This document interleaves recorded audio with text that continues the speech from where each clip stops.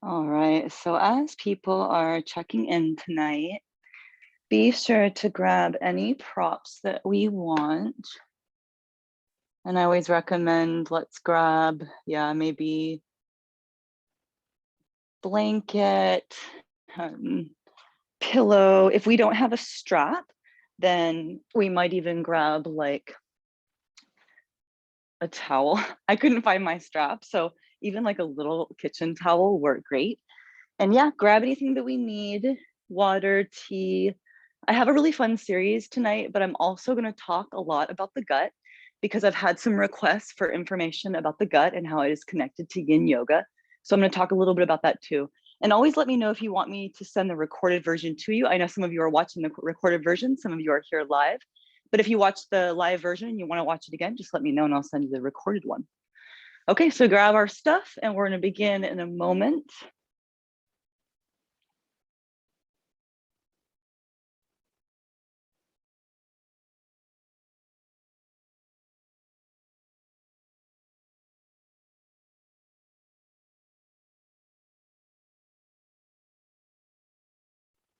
All right, so yeah, let's grab any props that we want. And we will come to seated space. And so I'm really excited because as promised, I'm going to talk a lot about the gut tonight. And the section that I'm going to be kind of referring to is primarily from either the work of Dr. Matthew Walker, and that is all the sleep section. But when we're talking about the gut, a lot of what I'm going to be referring to tonight is actually the work of Dr. Lisa Sardinia. And the current study is looking at how the gut and anxiety are connected. So yeah, let's grab our props and we're going to come to seated. Okay, so the first thing that I want to tell you is that when I found yin yoga, I had already been teaching Hatha for like a decade. And we started to really quickly see, mostly because of what we heard from students, that this practice was way more than just a form of stretching. Because people would come to us and be like, okay, what is the deal with yin yoga? It's totally helping me sleep, and it's helping my anxiety, and it's helping my irritable bowel syndrome and my Crohn's. So how does this work? And we didn't really know. We were just like, see you Wednesday, right? We had no idea what was going on. But now we know, and now with the work of all these different pieces, we really can piece something together. Now, even before I could tell you exactly how it worked, we talked a lot in class about what we called that triangle connection. I know some of you are like, yeah, we talked about that a lot. And so we talked about the triangle being the points of sleep, mental health, and the gut digestive. And what we were talking primarily about was the mental health in the gut realm. And it wasn't until my student over at the yoga space, my buddy Kevin Kay, brought me that book, Why We Sleep. And he was like, you're going to love this. This is going to be like the missing piece to everything. And the sort of final missing piece really was not only his book about sleep, but Dr. Lisa's work, which confirms all about why yin yoga works. So when we practice yin, it sets off a domino effect of health. And I remember one of the things I came across when I was reading the sleep book, it said, if we don't sleep for one night, like if we just like don't sleep at all, then by the next morning, it said we had killed off more than like 50% of the bacteria in the gut. And at the time I was like, well, wait a minute, how does that work? Like, how could anybody be okay if they weren't sleeping? So here's what happens. Your body is actually constantly stabilizing and restabilizing the amount of bacteria in the body. When we go poop, about 30% of your poop is actually bacteria, except that if we don't sleep, what happens is it kills off way, way more.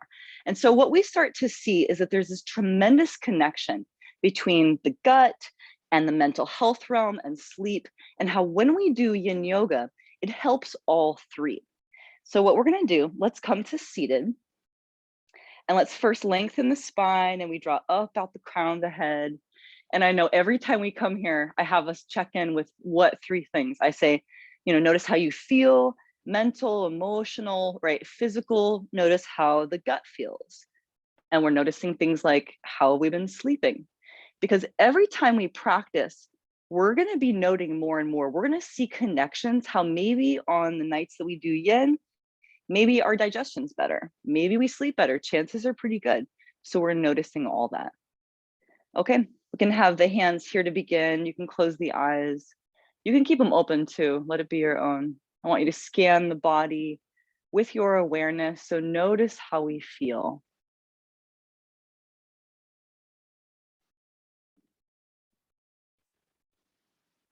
We start our practice by very gently bringing the hands to the heart.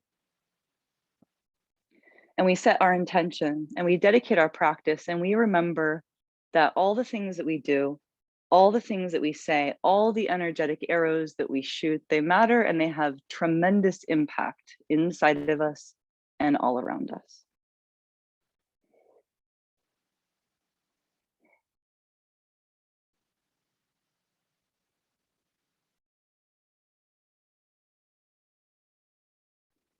And very gentle. Release the hands. Yes, slowly we'll open the eyes. Very good.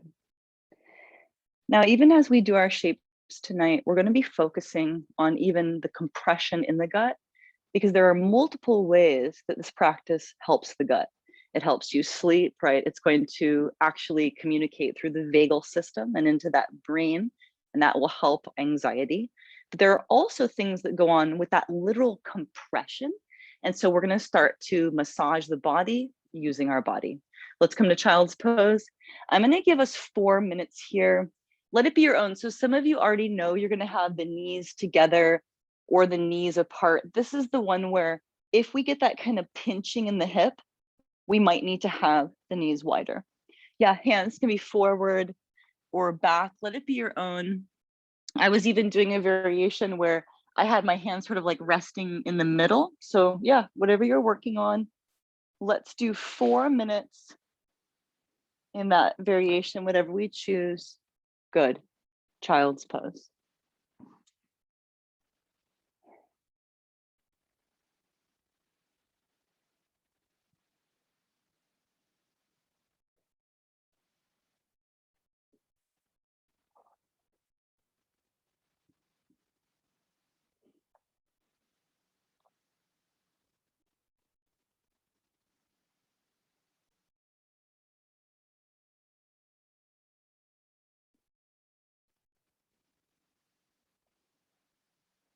We start to go inside,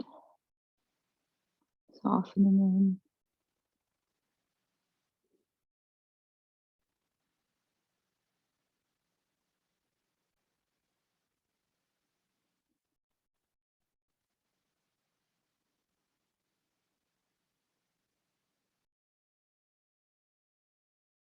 As you're breathing here, we're already starting to massage the small intestine and the large intestine.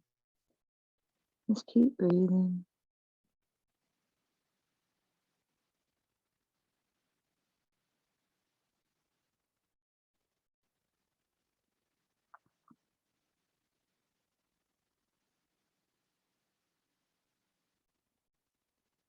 And gently notice where we feel the most sensation. Are we getting lots of stretch in the back or the arms?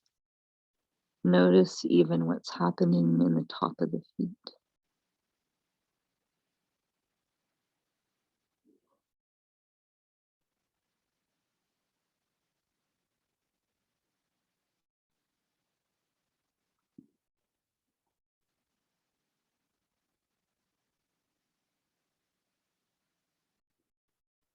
Just keep the face soft.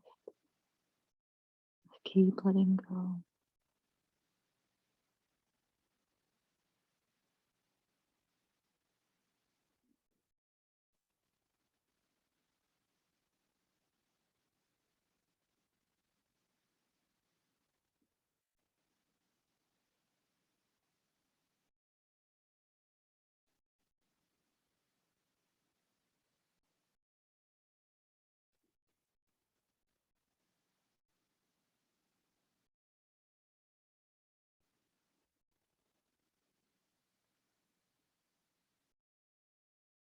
Just keep breathing. And when we practice, we're always noticing how we feel. Sometimes we might feel movement in the belly, in the digestive realm. we really use this practice to increase, digestive capacity. We're using our own body to heal the body. So just observe, notice what we feel or hear.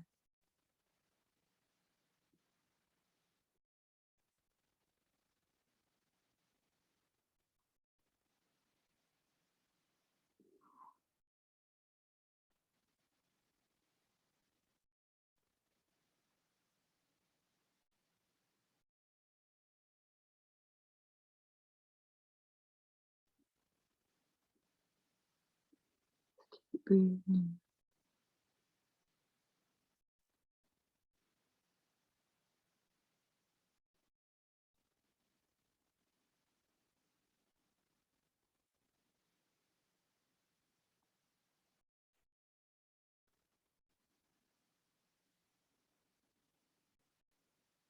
Very, very good. Now we're going to release there.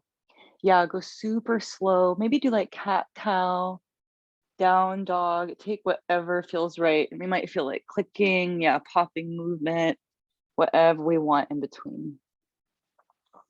Now, in the study of neurobiology, one of the most important and fascinating things is that we are realizing that there is an entire neural network in the gut, the enteric nervous system. And what Chinese medicine has known for a really long time, we're just starting to realize, which is that in many ways, the gut is not the second brain, it's the first, because you can live without the brain in your head, but you can't live without the gut. So we're learning more about that communication from the brain and to the gut, specifically in that vagal system. One of the big finds is that serotonin is mostly produced in the gut, and it's traveling through that vagal system and actually going up into the brain. So we're really using our own body to heal our body. Now, here's where it gets really cool. The way that you increase the serotonin in the gut, one of the ways you do it is you actually start to have those deeper breaths, which happens naturally when we have compression. It also starts to happen naturally when we do yin, because without even trying, we move the breath into what's called the low dantian, and it stimulates that vagal system, and it ends up producing more serotonin, using the body to heal the body, right? Amazing. Okay, I'm going to start you with the hamstrings because we are going to do some lunge work. So I want to warm up the hamstring first. So I want you to come to seated, take that right leg forward. Now you're going to bend the left knee and maybe take the left foot to midline. Remember, we're going forward, and this one has a skeletal variation because for some of you, it's actually better to bend this left knee and take the left foot back, more like a hurdle style. And in both, we're going forward. So just find the one that feels right, and we're going to be there. Awesome. Yep. Let's do 4 minutes on each side. Yeah, we're going to do a lot of our 4-minute holds tonight. Just find that very first stretch and observe.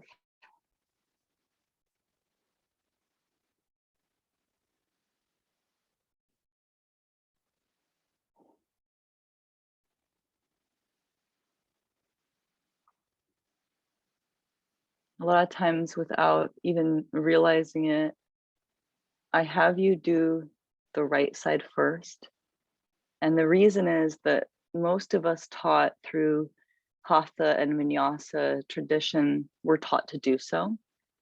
And this is because the main teacher in India, a man named Krishnamacharya, was a brilliant doctor. He was the physician for the king of India.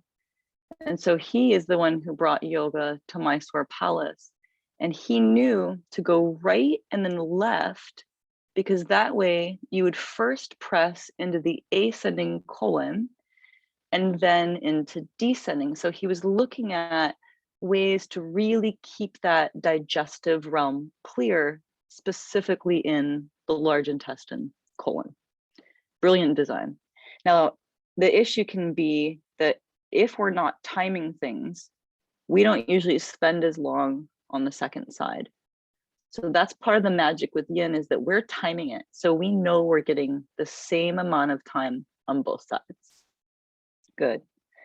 Keep breathing. And yeah, just keep observing. Remember, in that low kind of hip area here, you're getting that nice compression where the small intestine is going into that large intestine. Just keep breathing.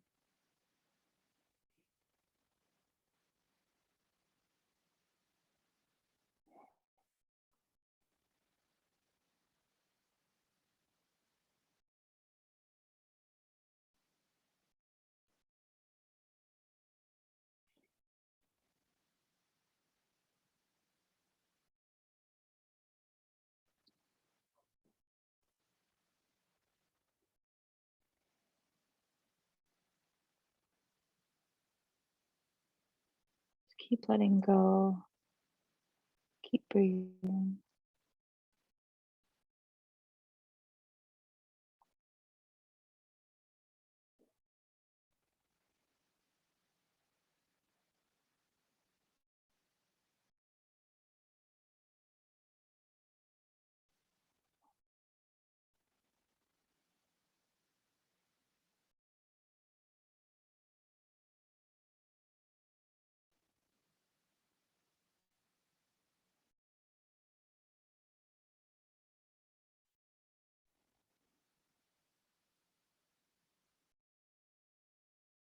Keep breathing. Keep softening in.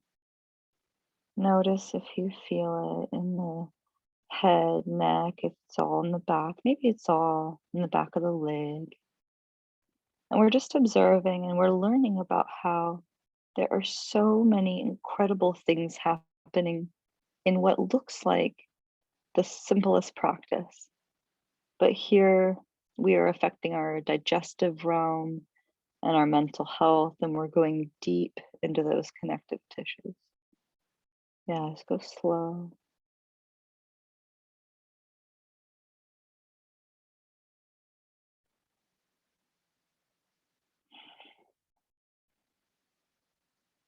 Very, very good. And release, yeah, just so gentle. That can be intense. Notice what we feel. We might feel clicking, popping, movement. You might want a moment to lay on the back and just observe.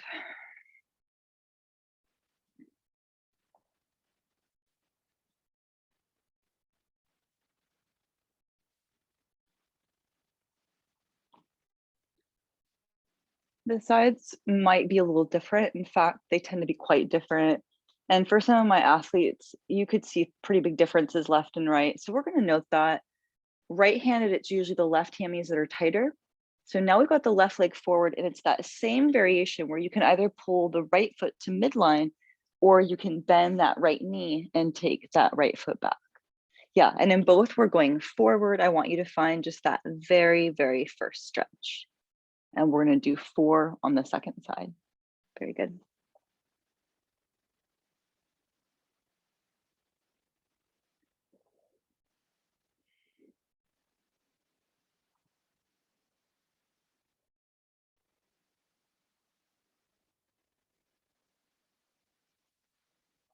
The face soft.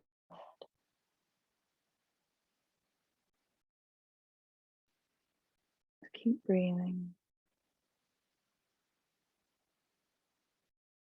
There are many things that our gut does.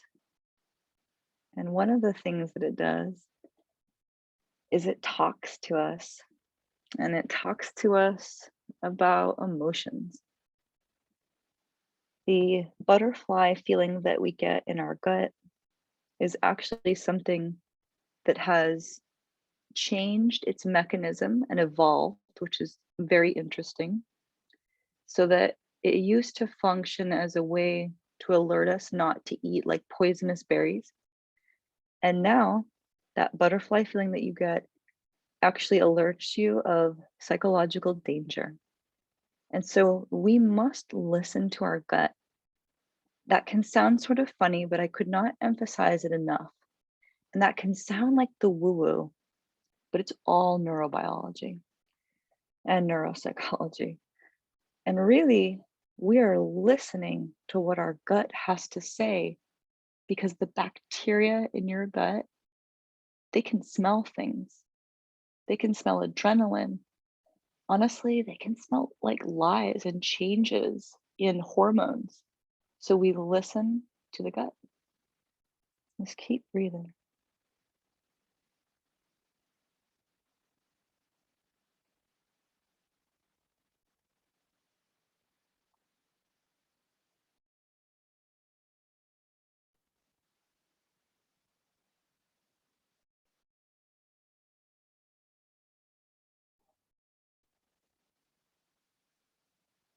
the face soft. And again, we're noticing, do we feel it in the back of the leg or is it mostly in the back?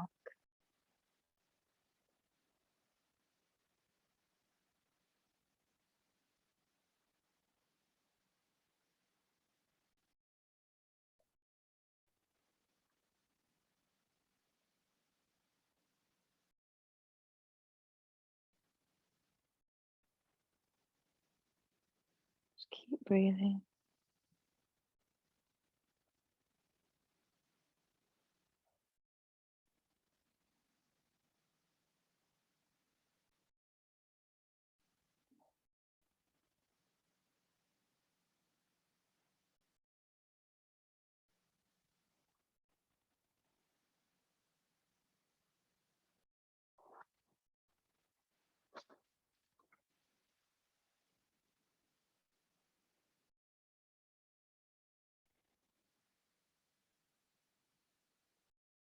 The face soft, going very, very slow.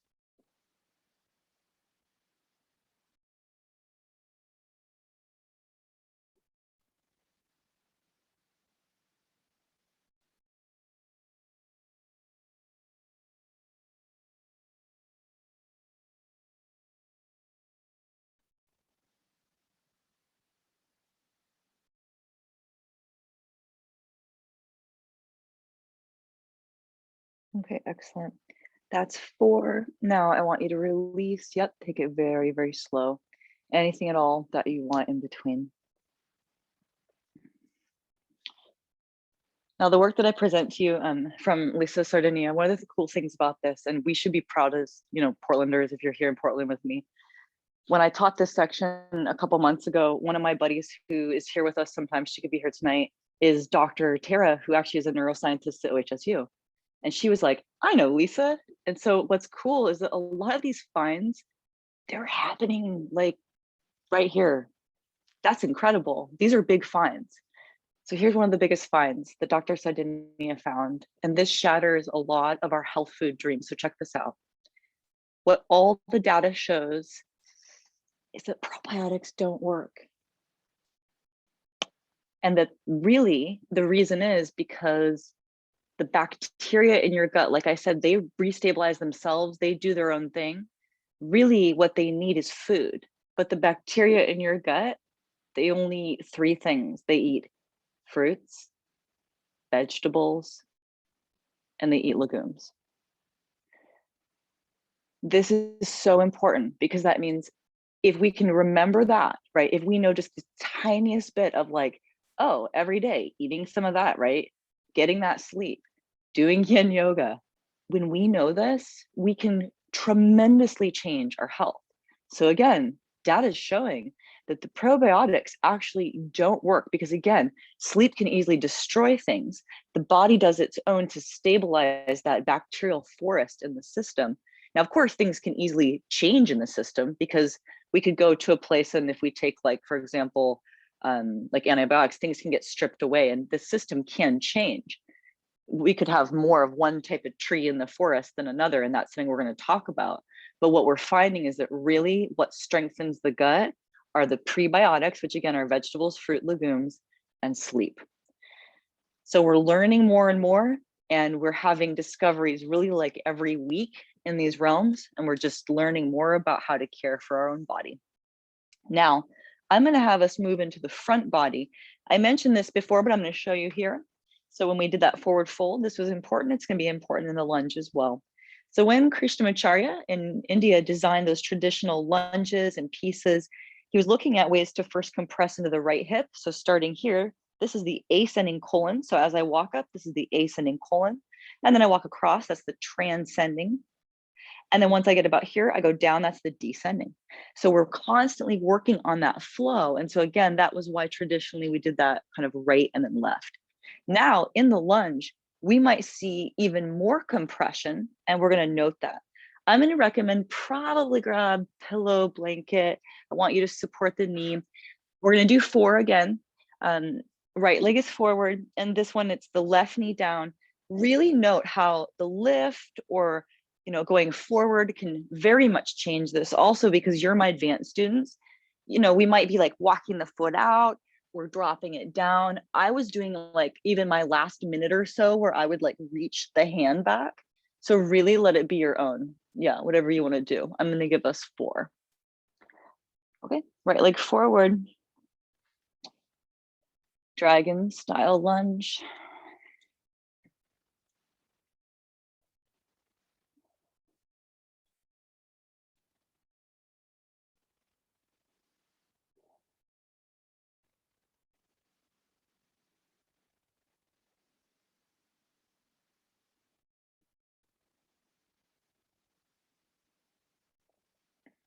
Okay, so as we're breathing here, I'm going to tell you about 5 years ago, I had a student. This was in the first year I taught yin.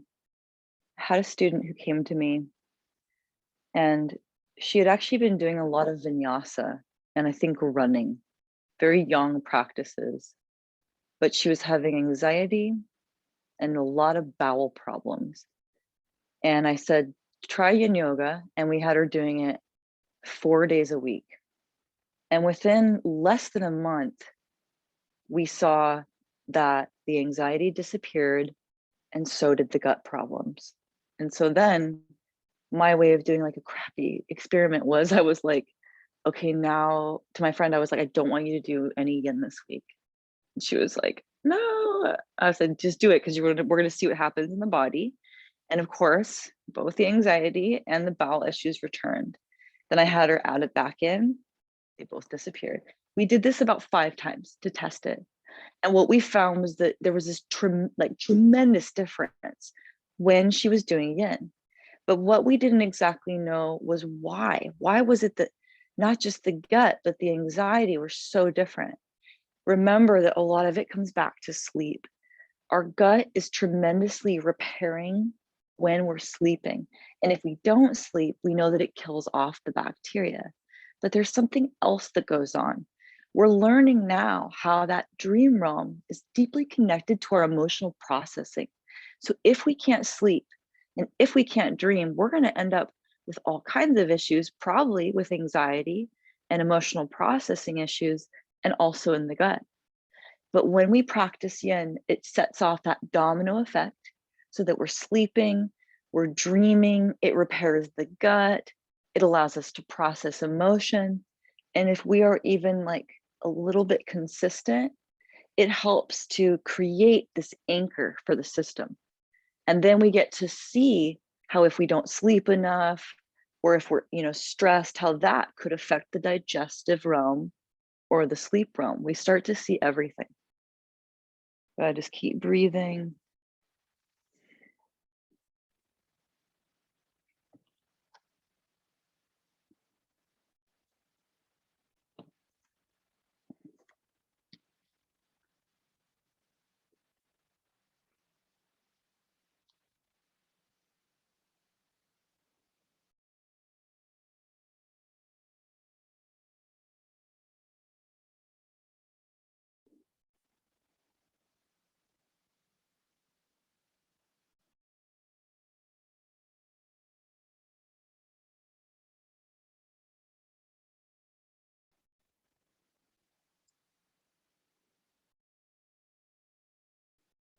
Keep letting go or noticing details.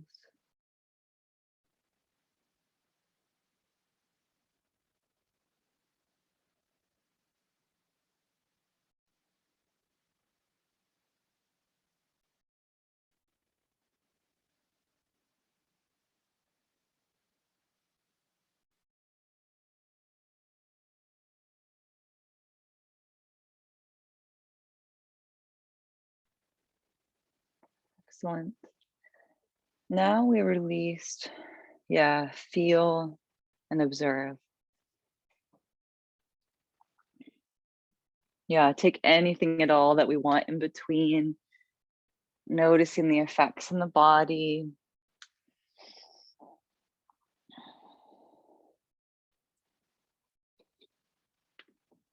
And now we're getting that compression more into the descending colon.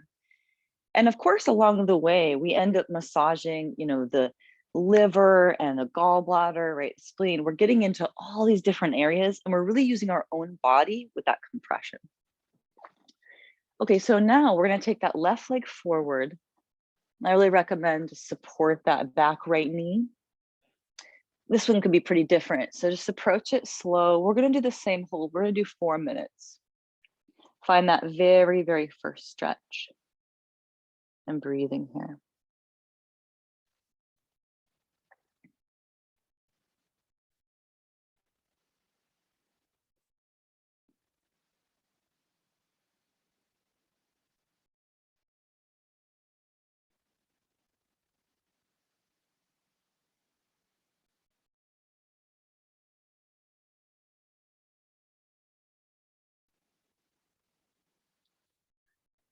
As we're breathing here, I would tell you that tonight I've mentioned the work of Krishnamacharya, and that is the lineages of things like Ashtanga, Vinyasa quality. And what I want us to note is that how every single practice has different things to teach. And one thing that I've noted as a teacher and as a student is that whether it is, like, for example, it could be in Vinyasa or Ashtanga, that we do a pose that we didn't know we could do, that we work on something and we get really strong or, really flexible and we can do something that we've always wanted to do. Or it could be that in yin, after this, time period, you realize that all of a sudden you are meditating and that you are here and it's not as hard as it used to be. And what these practices do, all of them, whether it's yin or ashtanga, they actually show you how amazing you are and how with effort and with the right path, there's a lot that we can do. And this is part of why these teachings were secret for a long time. And you had to really want to, practice and to make it all about making the world better, because with this great power, there is a great responsibility. We can become strong and flexible. We can learn about the deepest of meditation, but we have to have the right practice and we have to be able to do the practice. That's why each of you are so amazing. No one can do this for us. All of you are here and practicing. You're amazing. Just keep going, keep breathing.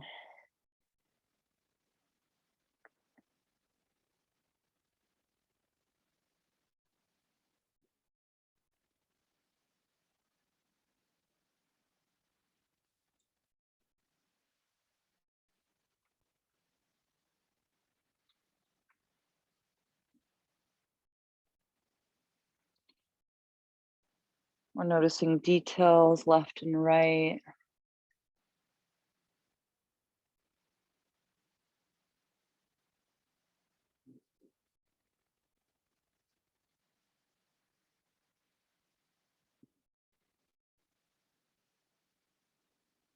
We're cleansing, not just into the compression realm for digestion in the front, but the quad area is also holding the digestive meridian. So when you stretch the quads, you're also getting into that digestive meridian. And just keep breathing.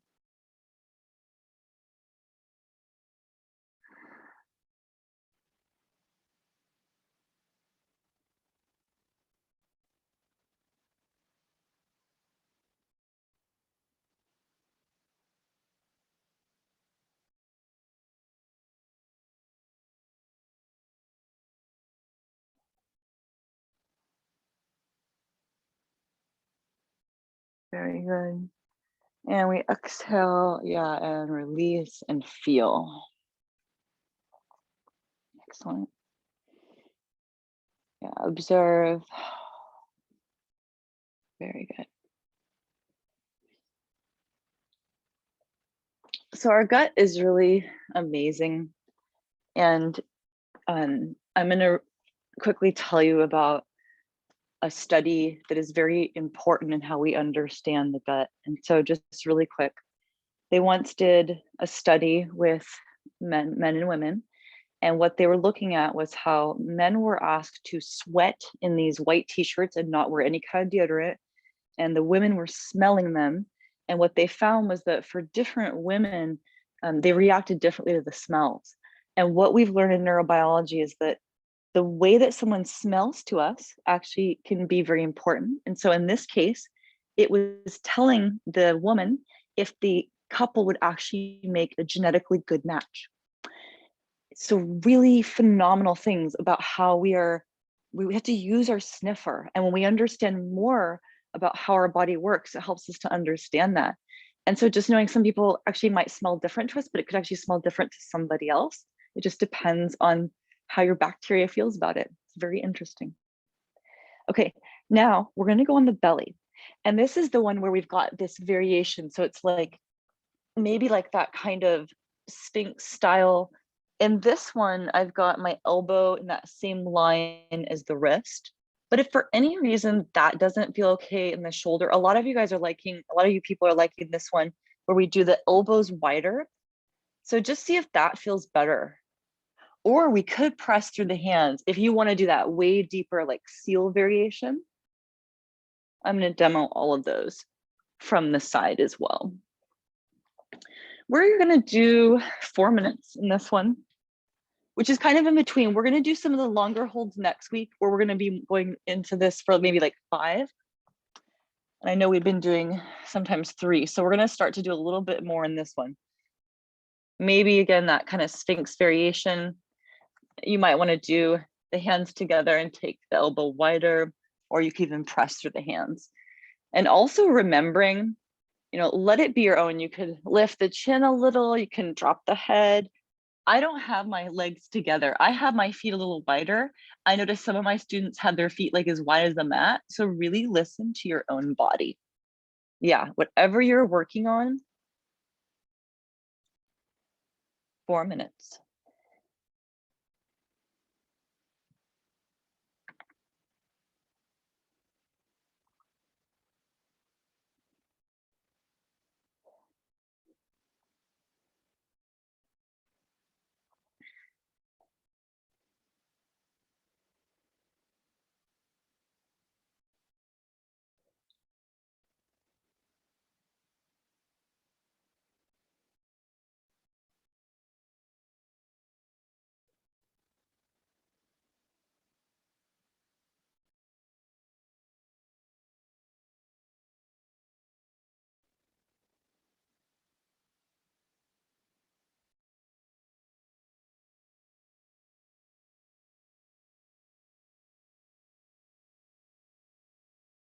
Keep breathing, noticing details, especially up and down the spine, keeping the face soft.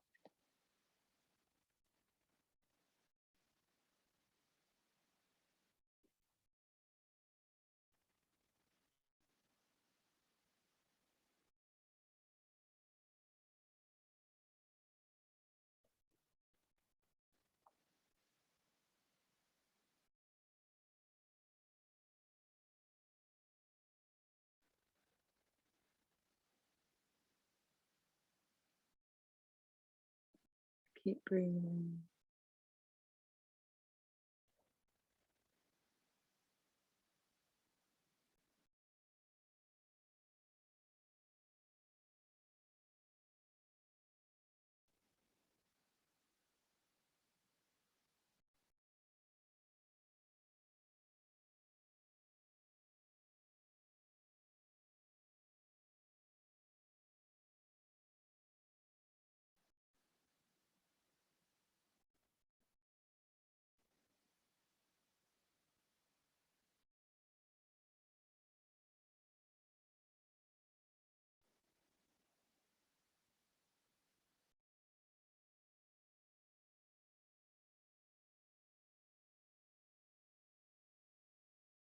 Just keep breathing, noticing what we feel in the belly.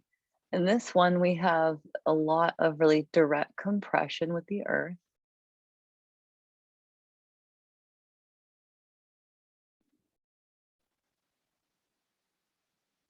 And so with our body calm and yin, our breath is naturally in the low belly.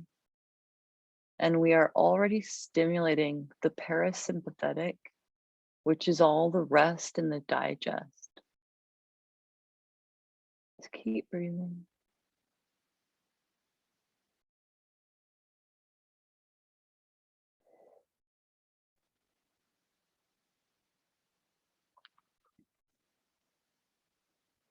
The face soft. Notice if we're holding tension.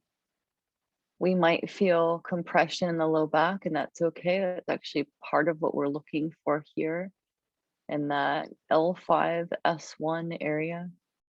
We're getting into the dense ligaments in that sacral area.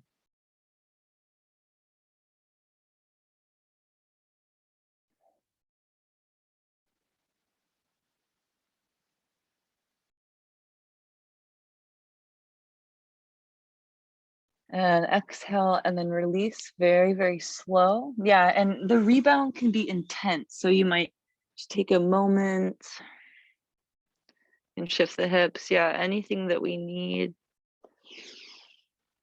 Okay, before we go on to the next one, I'm going to tell you that when I was sent this section by, that's the work of Lisa Sardinia. This was actually sent to me by my good friend, Amy Long, who's also a yin teacher. And the opening to this whole thing is about chocolate. And I'm going to tell you all, I eat a lot of chocolate. Like I eat so much dark chocolate. And now I don't feel bad about it. And I know why. So check this out. Our body loves dark chocolate because it has realized that dark chocolate gives it things that it wants. So my body says to me, my bacteria, my gut goes, Saraswati, if you give me dark chocolate, then I will give you tyrosine and tryptophan, and you can go make serotonin and dopamine. So I go get the chocolate, and it's glorious. But remember, the body also wants fruit, vegetable, legumes. One of the legumes is peanut butter. I don't know about you, but I've definitely found myself deep in the peanut butter and the chocolate simultaneously. And now I'm like, that makes sense. Bacteria love it. So we start to understand more about the reason things happen, right? The body is looking for something. If we are low on dopamine or serotonin, we might find ourselves wanting dark chocolate. Just a side note on that one, the thing we have to watch is the sugar, because if we get too much sugar, we'll get that candida in the system. That's the tricky part, is that the body's actually looking for the dark chocolate, but there tends to be a lot of sugar. So if we ever can, we want to pull that sugar as much as possible and still get that dark chocolate. Yeah. Okay. I want you to do something for adductor, just because we need to do something inner leg. Yeah. Could be dragonfly. Maybe you would rather do panda. I've been loving this one. You could do soles of the feet together. Notice with this one, if you got the feet closer, it's quite different than having it wider and more like a diamond. So you might be wanting more of the diamond. If you're really into frog, because you're my advanced students, you can of course do frog, but remember, I'm going to give us 5 minutes here and I want you to really, really protect the inner knee. So you might be here if you want to do frog. Yeah. Okay. Whatever one we're working on. Let's do 5 minutes.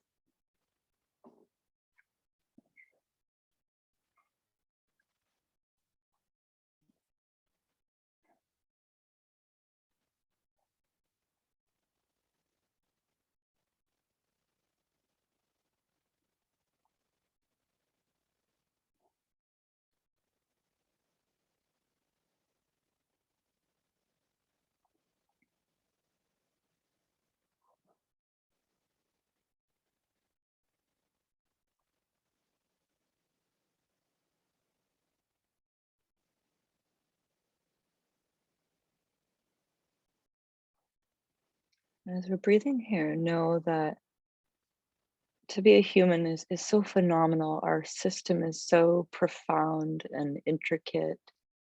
And yet part of what we're learning is that we really, have a whole network of bacteria. There are more bacteria cells in the body than there are human cells, but the human cells are about 3 times as large, I believe. And so by mass, we have more human cells but by number, there are more bacteria. That's amazing. There is a whole universe within us. And as we understand that more, we also realize that we are working with this system because we are essentially a donut, as Dr. Sardinia says, with bacteria all over us, meaning that's all over the skin, inside, and that's again like a donut. So throughout the body and the tubing all the way through, we are literally covered with bacteria. And once we understand more about how we work with them, it helps us to be healthier. Now, as we're breathing here, know this, that we are so woven with our bacteria that, for example, there are proteins, I believe it's proteins, within a human's mother's milk that are in no way digestible by a baby because they're not for the baby. They're for the bacteria in the gut of the baby. And so we're understanding more about how there actually is this whole connection and communication that is happening with our bacterial realm and how we are feeding it and how we can help to keep it healthy and happy. Just keep breathing, keep observing.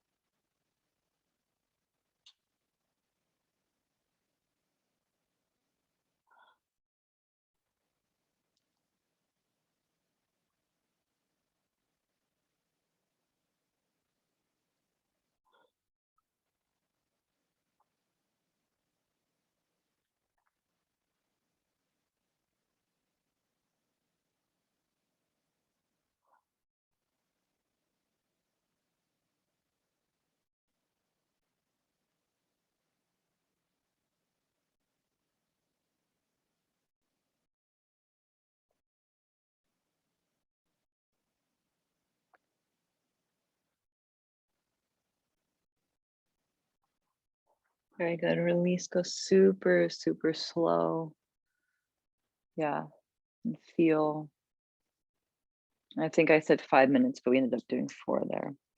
I'm going to have us do a lot of our arm work tonight before we close as well. Yep, take anything that you want in between. And then we're going to look at some of the upper body. Yeah, we might even do like cat, cow, down dog. Now in this thread the needle variation that we're going to look at here, I was noticing that instead of doing it like through the all 4 variation, a lot of times I'm actually on the belly, and that could be a better way to do it. It might just feel slightly different. Also noting that even the angle of the arm can change things a lot. So I want us to approach it really gentle. I'm going to demo both variations. So you could be doing it where it's like through all 4. If I've got my right hand down, I would weave that left arm through so that I'm stretching like that back side of the left arm. And I might go all the way like toward the shoulder or maybe even on the head. This right arm, it can go anywhere. So this is one way to do it. I want you to note this, note how there's this angle and how the compression is actually going a little bit more into the shoulder here. Now, if I were to go on the belly, this might be different. If I have this right arm here supporting it first, I'm now weaving this arm through, and same thing, but just notice, some of you might reach this arm up, you can reach it over. So yeah, whichever one you want to do, and I'm going to give us 1 minute on each side. Awesome. That's the way. So find that first side. Yeah, thread the needle. And listen to your body, like especially in this one, maybe it's better to have the palm down, you know, or roll the hand. Just make sure it's your own. Keep breathing.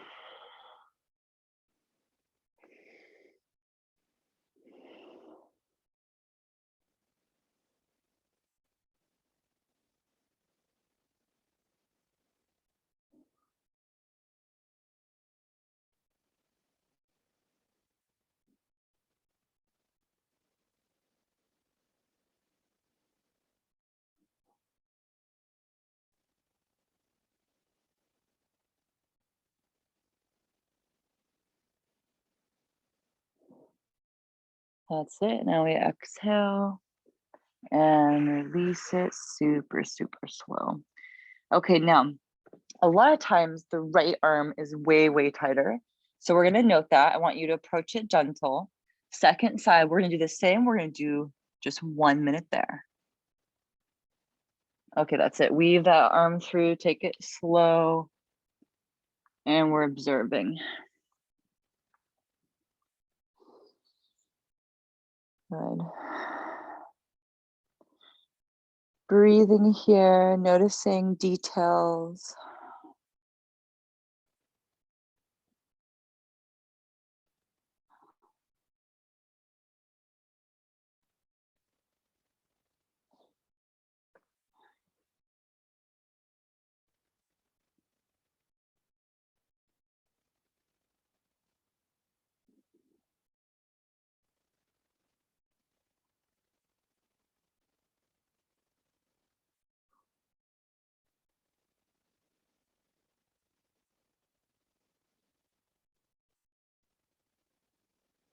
Good. Exhale. Now release it slow. And what we're going to do next is that gentle stretch for the inner arm. And so this time we're on the belly still. So, or if you're through all four, you're going to come on the belly. And then this time we reach the right arm out and the right palm is down. And then we're going to be pushing this left hand into the earth. And we're going to be gently rolling into that right arm and stretching the right shoulder. And that left arm could go up or back. Yeah, some of you will drop that left foot back. So I want you to find that very first stretch in that first arm. Yep, onto the belly. So reach that right arm straight out from the shoulder. Yep, palm facing down. Do whatever you want with that left arm, breathing here. And with your awareness, we're really scanning the body. Notice in detail what you feel, because left and right are usually pretty different. Go slow.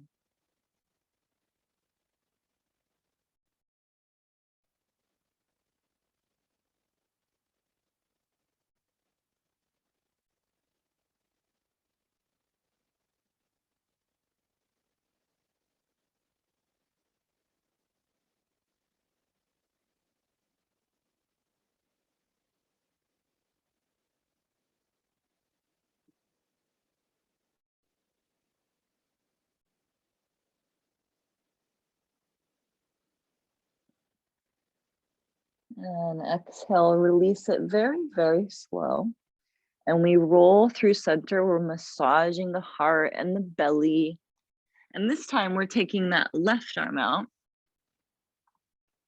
And go slow. So now we're shifting and we're going to push through this right hand. So we're rolling into that left arm. And that right arm could go up and over. Yeah, whatever feels right. Do a minute here. And we breathe. And of course, we can come out sooner. Some of you will find that you won't need any of the arm work, and some of you already know that we need all of it. So we just keep checking in. Yeah, how does it feel today?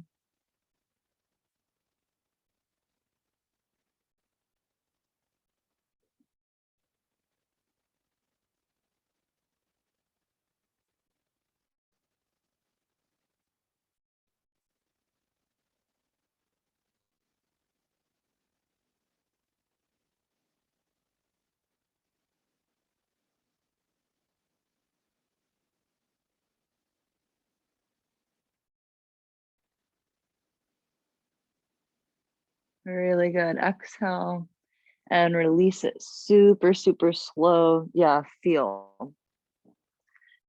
And then very, very gentle. You can bring yourself through all four. Yeah, you can take anything else that you want. And I'm going to have us, of course, close with a twist. A lot of times that's what we do, but I'm going to give a choice. And I want us to notice this, that with a lot of the twists, we already are doing some kind of compression in the belly. But for example, like if we do deer, which I'm going to demo tonight. So if we do deer, I've got the low body planted and the movement is actually coming more from the top body. If you choose to do the one on the back, we've really got the plant from that top body, but it's the hip and the legs that are moving. So we're just noticing, because we might need both of these, we're just going to pick one of them tonight, but we're going to get to know how both of them do massage work in the belly and then just different types of twisting and compression work. Okay, so if you're going to do the one in the back, you're going to squeeze both the knees in. You're going to start with the right knee in, and you're going to have the left leg on the ground, and you're going to drop that right leg over to the left. And if you want that deeper variation, you might be wrapping that right leg maybe once or twice to do that kind of Garuda style. So with the right leg on top, the legs would be dropping over to the left. If you're going to join me in this deer variation, you can do this with or without props, which is really awesome. And so you can do this pose in a couple different ways. You could use bolsters if you want, or even like pillow, but you don't need anything. If you're facing me, we've got the left ankle coming into midline. So I'm bending my left knee, left foot into midline. And then I'm going to bend this right knee, and I've got my right foot going back. So we're going to turn toward the left leg, go slow. Sometimes like this is a process. Really, this could be super intense. Some of you will use the bolster. Note with this one, what you do with the head net can really change it. So if you turn the head left, it might feel very different than right. Some of you might even climb down. So yeah, whatever you're working on, we're going to do 5 minutes on each side. So yep, whichever one you pick, 5 minutes each side.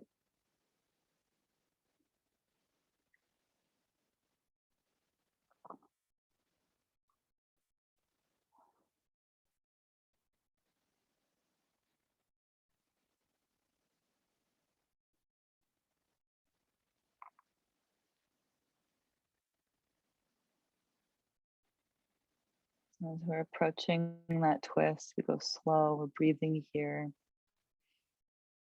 One of the big finds from Dr. Lisa Sardinia was that there are different bacteria that exist in the gut of people with anxiety. And we are learning now more about that. And so how the types of bacteria actually matter.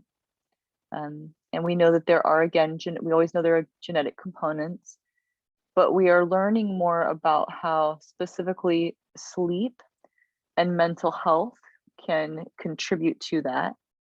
And again, as we understand that triangle connection, we are able to solidify a sort of health plan that works, because we're looking at yin as a way to help sleep and mental health and the gut.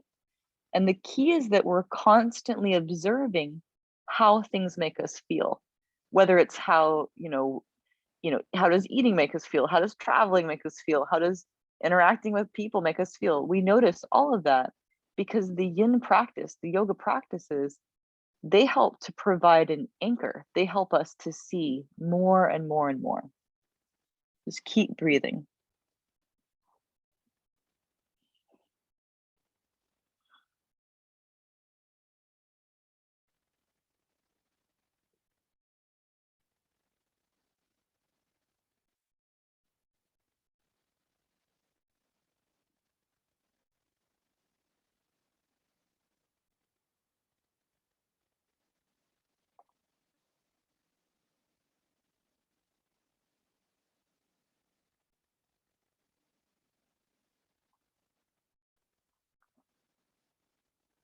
Keep breathing, noticing details.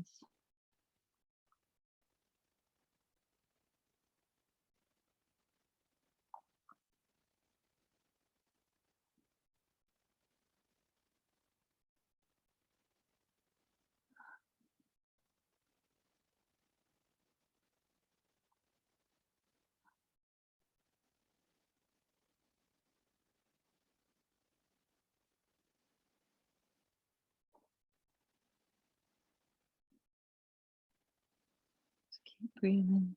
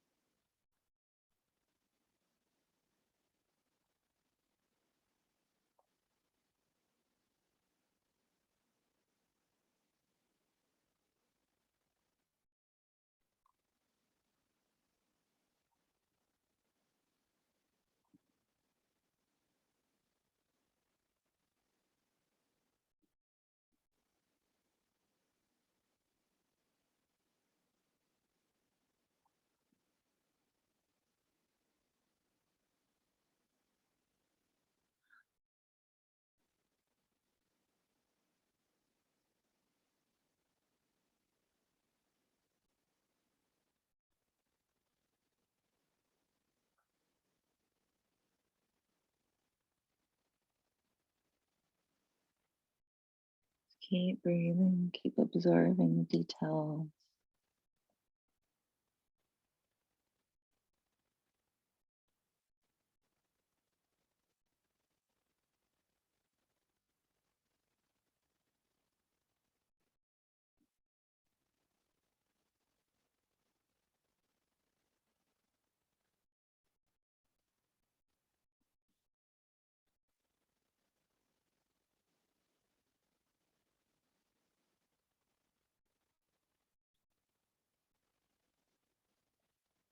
Excellent. Now release that first side and take it very, very slow. Yeah, observe clicking, popping, movement of any kind. Take whatever we want in between.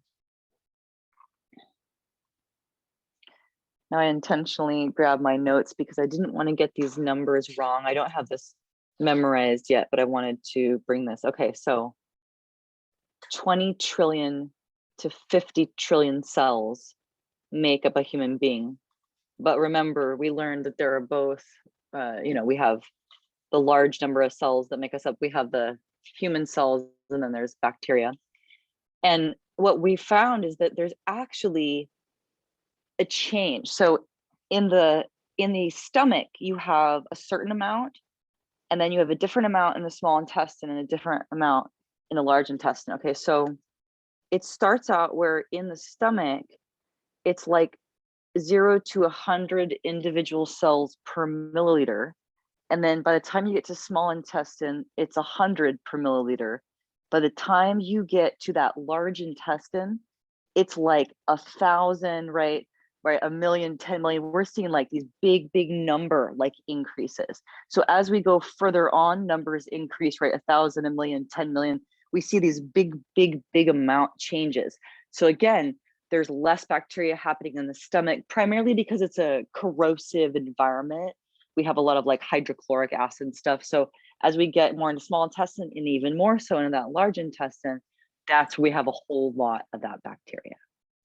Okay, second side, whatever that means to you. If you're following me, it's going to be the right foot to midline and bend that left knee so the left foot goes back. That's the way. Find that second piece. Second twist, 5 minutes.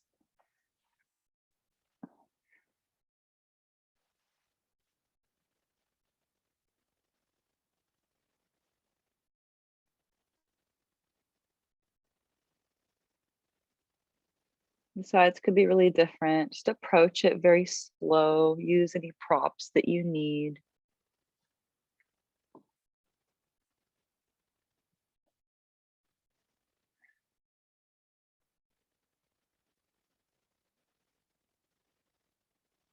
We learn more about our body.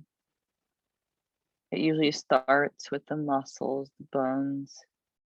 But now we're learning about that deeper neurobiological network, more about our nervous system, more about that entire realm that exists, that whole bacterial realm that communicates with us. By learning about the body, we are able to better heal the body. Just keep breathing.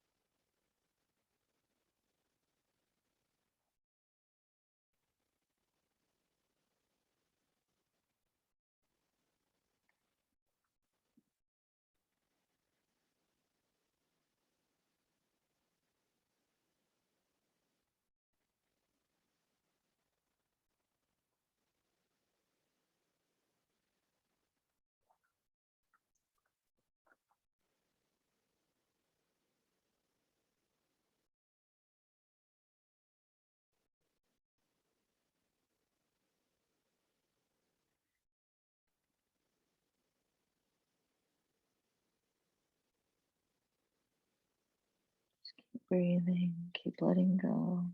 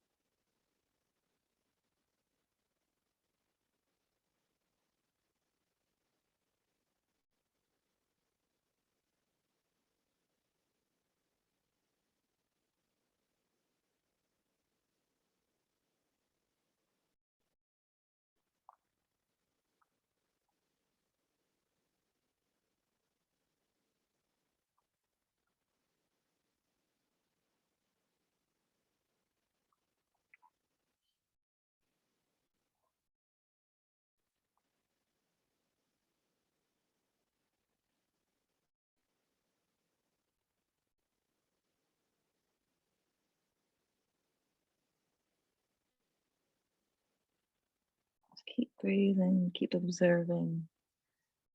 And of course, we're noticing in these final twists how there is a great deal of physical compression. And remember that in yin, because the breath is naturally going to the low belly, that is also stimulating that vagal system. And just keep breathing.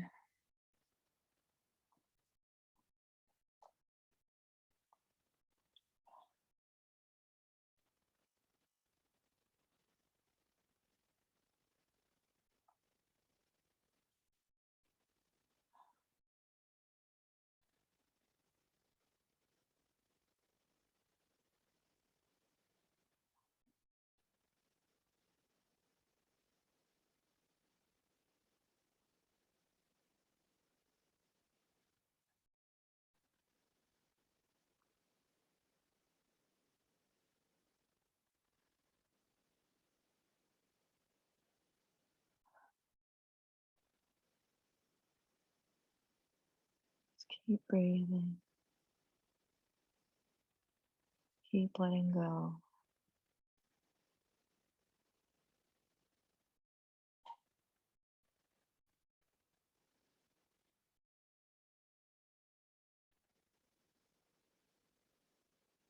And exhale and release. Take it super, super slow.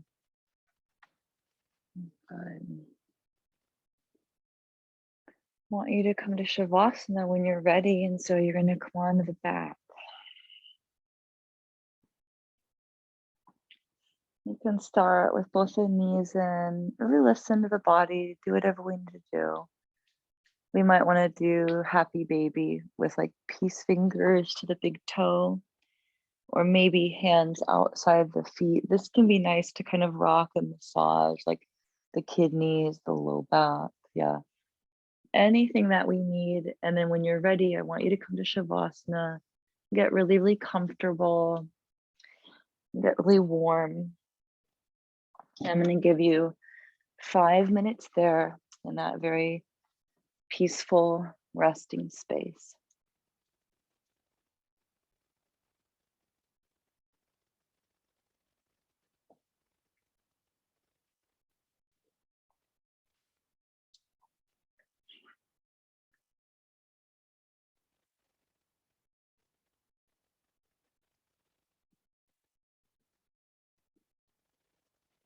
As you come to Shavasana, get very comfortable. Maybe close the eyes if you want. Really let it be your own. Sometimes, especially late at night when we're tired, we might find ourselves falling asleep, but we're going to attempt to just gently hover between wake and sleep, fully resting the body so that we feel our ankles and our calves and our knees and our thighs and the whole leg area can rest. We feel the hips soften. And we note the breath and how it moves the body. Try to soften the chest and the arms, softening the fingers. You might swallow and then try to soften even the throat and the muscles in the face.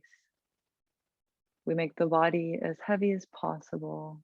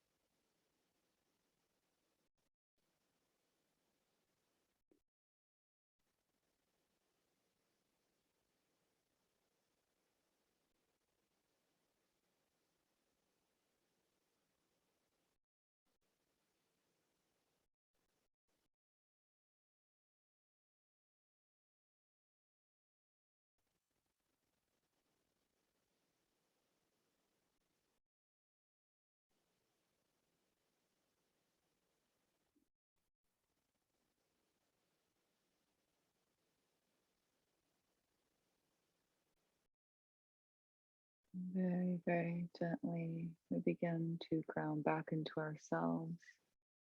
Let's slowly begin to awaken the body. We'll move the toes, we'll move the fingers. Just really gentle movement in the neck and head at first. And slowly you can roll to one side.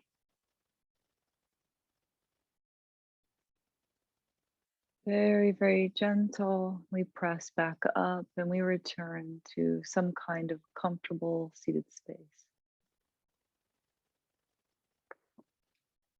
And we're noticing how things feel now. And we're going to notice tonight in the next few days, how is sleep? How is that gut realm? How does that emotional realm feel? We notice everything. Now let's bring the hands to the heart. Let us remember our intentions and our dedications.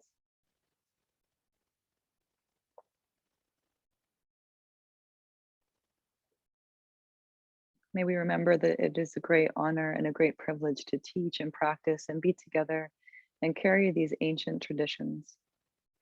Thank you all so much for being here and have a beautiful night. Be sure to drink lots and lots of water. And just a final note, I want to give a special shout out to my friend Amy Long, who taught me about that section by Dr. Lisa Sardinia, and to my buddy Kevin Kay, who's the one that told me about the book Why We Sleep. Be sure to let me know if we have any questions. And again, this is recorded so we can rewatch it. Thank you all so much. I really appreciate you all. Have a beautiful night, everyone.